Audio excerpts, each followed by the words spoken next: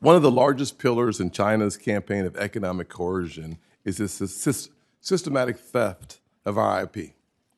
We have seen it time and again, from the corporate world to computing to agriculture. And what I find deeply concerning is that we are now seeing it on our college campuses, university campuses. I've written several letters to the Biden administration on this subject, and thankfully, my amendment on gifts and grants from Chinese military firms to our institutions of higher education was signed into law in the last year's NDAA.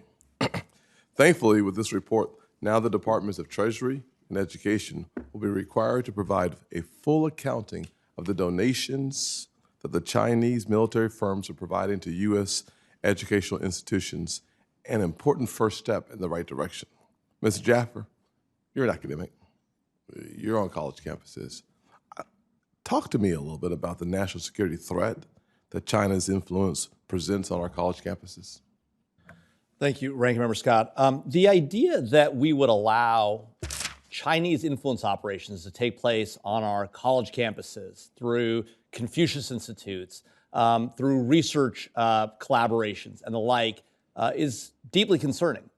We know that the Chinese government is engaged in a concerted effort to steal intellectual property, not just through cyber means, although that is the predominant means by which they do it, not just through physical capabilities by putting people in American companies and stealing that innovation, but by stealing core R&D taking place, basic science research in our colleges and universities. And they're doing that through these research collaborations. Now, there are collaborations that make sense with allied nations. There are collaborations across borders that make tons of sense.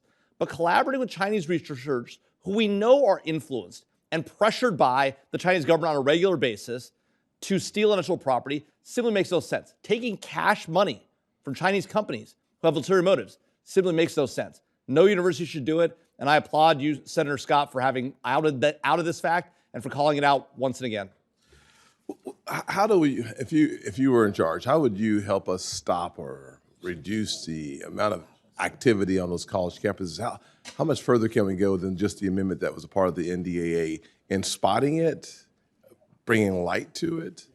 In addition to that, we have 300,000 or so Chinese students on our college campuses. I'm not sure how many report back to the CCP, but it is a concern to me. I'd love to hear your thoughts on that as well.